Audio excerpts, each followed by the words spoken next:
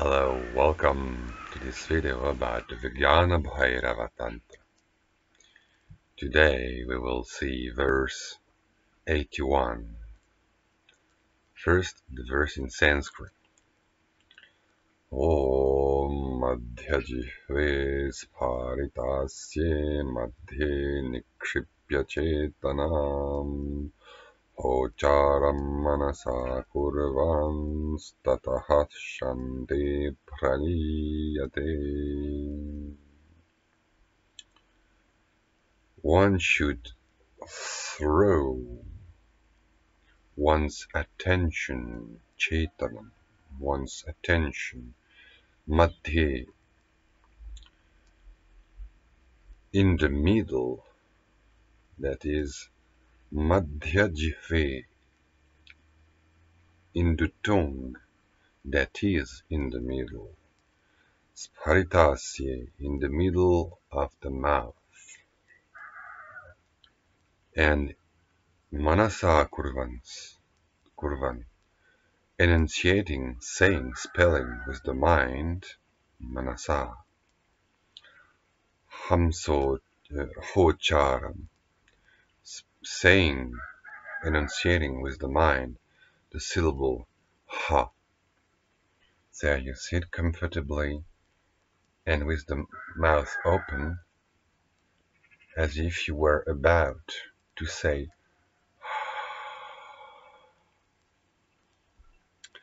tataḥ, then śānte pralīyate, then the mind or attention will dissolve back into peace.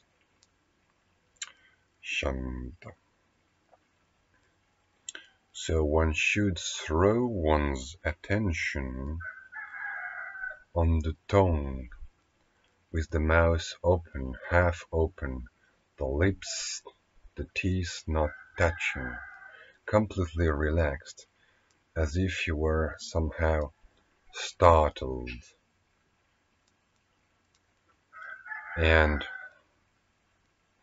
as if you were about to say the syllable or the sound ha, that is like exhaling. That sound is the sound of the pure life, the sound of prana in the body, the sound that you can hear as well when you close your ears. That's what the tradition says.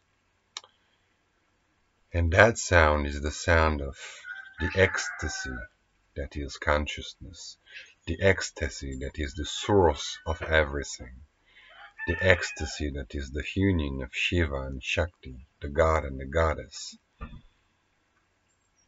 whose union is the source of all this.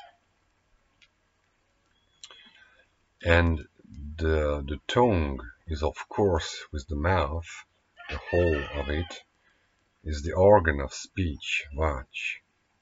Even though one can speak with the hands, with the eyes, with everything, with every part of the body, but the tongue is the main part. So relaxing the tongue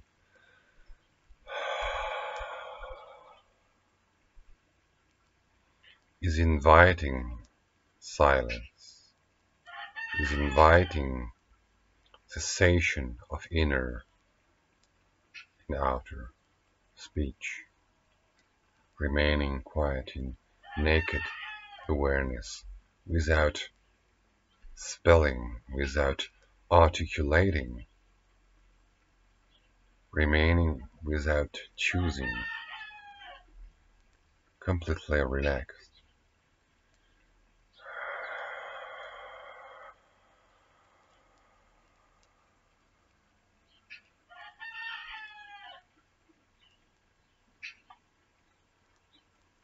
Resting the body invites awareness that is like the sky. Resting the mouth and tongue invites silence, inner silence.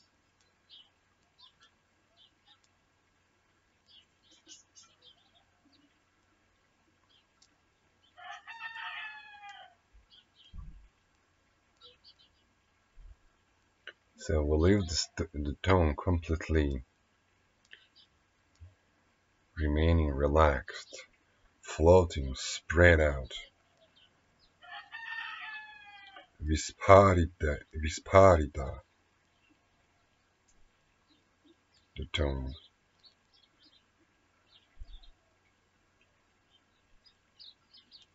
But one should focus one's awareness on the mouth so that it relaxes, paradoxically. So the commentator says that the ha here should be the ha without the vowel. So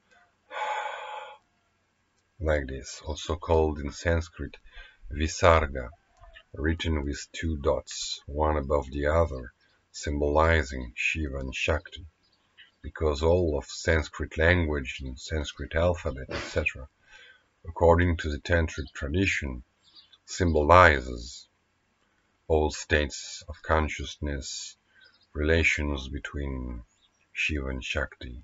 It has all deep spiritual significance. It's not just grammar, but grammar is rather a science, a spiritual science, a symbolic science. Then the commentator gives a hint of the practice of Hamsa that he will explain more in detail at the end, that Shiva will explain more in detail at the end of the Tantra. And then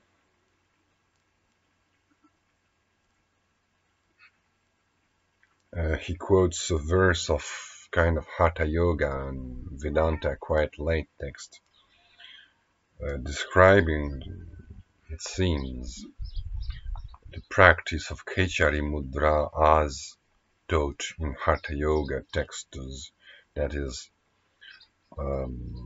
pulling out the tongue so that then the tongue you can somehow swallow it and drink some kind of nectar supposed to drip from the brain or something like that. So anyway, it has nothing to do with Kashmir Shaivism.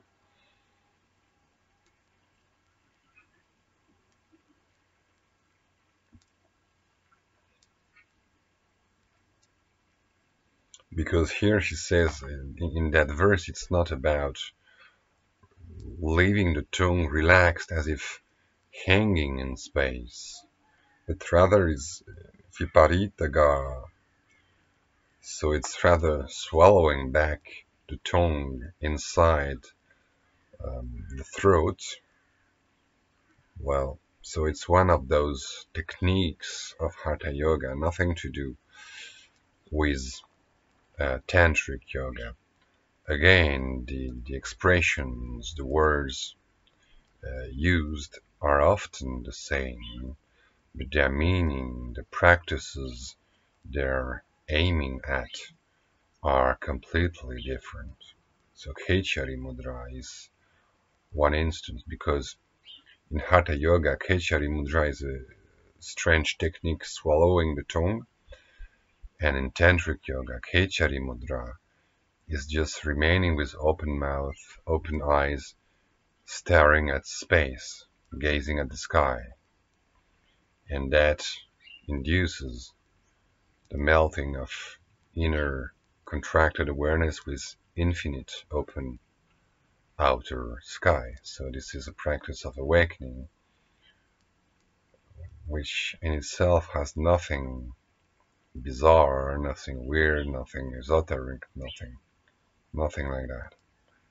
So it's really two opposite techniques, two opposite approaches, you could say.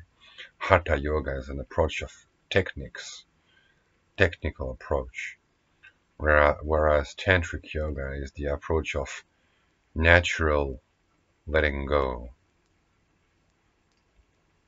That's what is emphasized again and again in that collection of the Vijnana Bhairava Tantra and in other similar collections. But here we can see that the commentator, once again, Shivopadhyaya, is a little bit off the mark. He wants to bring Hatha Yoga techniques on that practice which is natural practice of letting go, letting be, letting come. A practice of relaxing awareness, opening awareness, natural awareness. Not a practice of doing things and forcing. Whereas Hatha Yoga is all about forcing, and as the word Hatha in Sanskrit indicates, Hatha means force.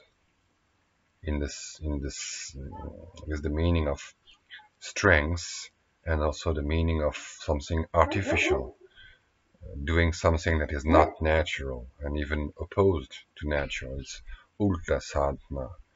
It's reversed practice. It's artificial practice, opposed to nature. Whereas here in Tantric Yoga, it's natural yoga. It's naturally relaxing, letting go, freeing the body, speech, and mind into infinite space. So it's very different. Anyway, that's all for today. Thank you for listening, and see you for another video.